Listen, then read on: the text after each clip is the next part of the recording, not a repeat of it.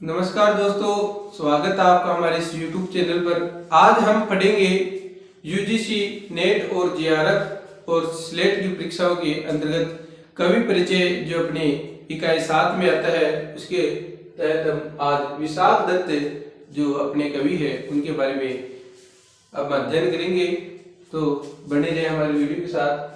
आज देखते हैं विशाख दत्त, इनके पिताजी का नाम क्या है, दादाजी का नाम क्या है, इनका निवास स्थान क्या है, इनकी कौन कौन सी कृतियां हैं, उनके बारे में हम विस्तृत अध्ययन करेंगे। देखते हैं विशाख दत्त। विशाख दत्त के पिता का नाम भास्कर दत्त है। विशाख दत्त है, उनके पिताजी का नाम क्या है, भास्कर दत्त। और कुछ जो संस्करण है, जो कि अलग अलग संस्करण होते हैं, उनके अनुसार कुछ संस्करणों में इनके पिताजी का नाम पृथु भी बताया गया है। अब विशाख दत्त के पितामह की बात करें, यानी कि दादाजी की बात करें, दादाजी का नाम है बटेश्वर दत्त।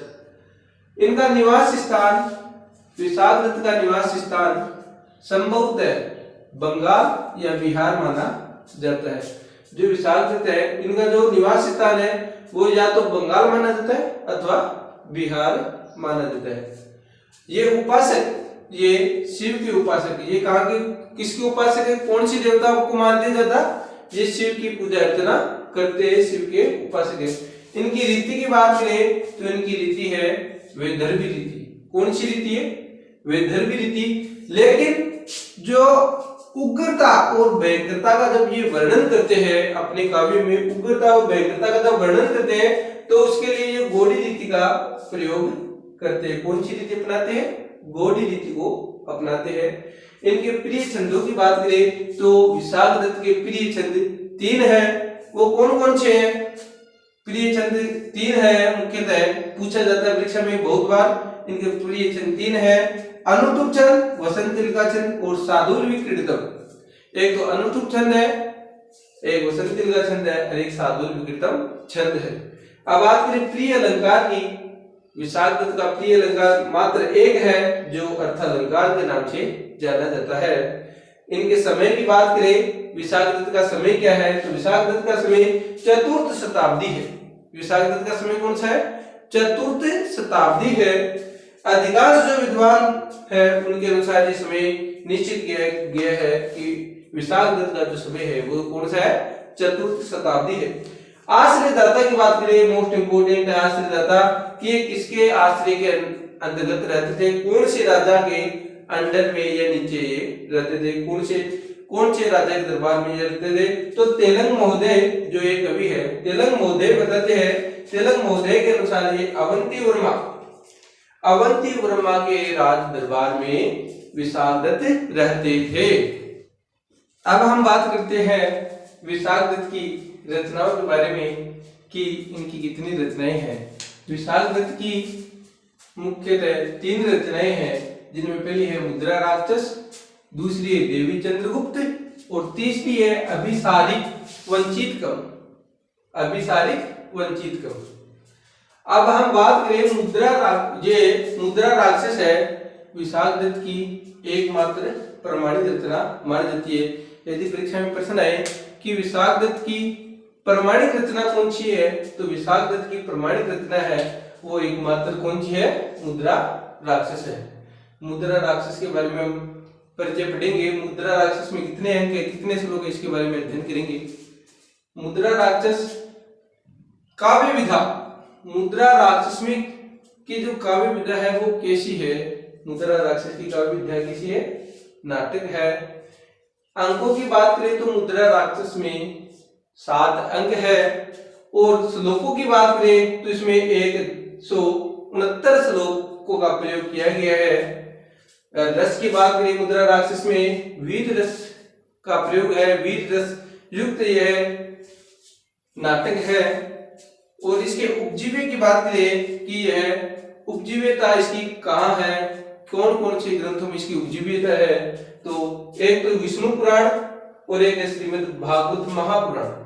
ये 2 ग्रंथ है जो इसके क्या है, उपजीवी ग्रंथ है। और जो 10 रूपकार जो धनंजय जी है, 10 रूपकार धनंजय है, वो मुद्रा राक्षस का जो उपजीवी ग्रंथ है वो बृहत कथा को मानते हैं। प्रश्न पूछ सकता है कि बृहत्कथा को मुद्रा राक्षस का उपजीव्य ग्रंथ कौन मानता है?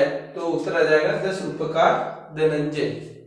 आगे चलते हैं, मुद्रा राक्षस का नायक कौन है? तो मुद्रा राक्षस का नायक है चाणक्य।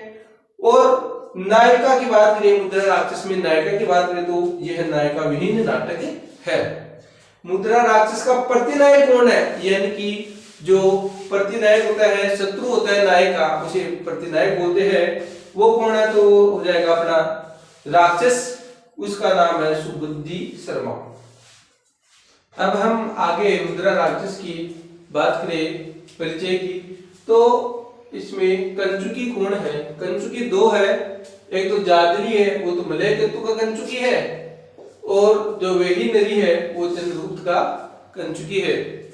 ठीक है। और छंदों की बात करें, इसमें छंद कितने हैं? छंद 19 प्रकार के छंदों का इसमें प्रयोग किया गया है। कितने प्रकार के? 19 प्रकार के छंदों का प्रयोग किया गया है। इसमें मुख्य रूप से जो छोटे छंद है, छोटे छंद कौन से है? एक तो अनुष्टुप छंद है और एक आर्य छंद, ये छोटे छंदों का प्रयोग किया गया है। और बड़े छंदों की बात करें तो बड़े छंदों में वसंतिका, शिग्रिणी और साधुल्यकृतम और शलभद्रा जैसे बड़े छंदों का भी प्रयोग किया गया है। रीति की बात करें कि मुद्रा राक्षस में किस प्रकार की रीति अपनाई गई है विशाखदत्त के द्वारा, तो उस रीति में वैदर्भी रीति का प्रयोग किया गया है। और इसके साथ में गौड़ी रीति का भी इसने प्रयोग किया है, जो कि हमने पहले अध्ययन कर लिया कि गौड़ी रीति का प्रयोग ये भयंकरता में करते थे।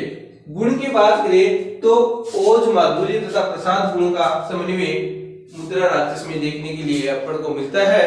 और अलंकार की बात करें तो अलंकारों में उपमा, रूपक, समासोक्ति, उत्प्रेक्षा, श्लेष, अर्थान्यास अलंकारों का प्रधानता देखी जा सकती है। ये जो जितने भी अलंकार है ये सभी क्या है? अर्थालंकार के अंतर्गत आने वाले अलंकार है। तो ये अपना विशाखदत्त का परिचय, सामान्य परिचय और इसकी प्रमुख रचना मुद्रा राक्षस का सामान्य परिचय समाप्त हुआ। धन्यवाद। वीडियो अच्छा लगे तो वीडियो को लाइक करें और चैनल को सब्सक्राइब करें। धन्यवाद।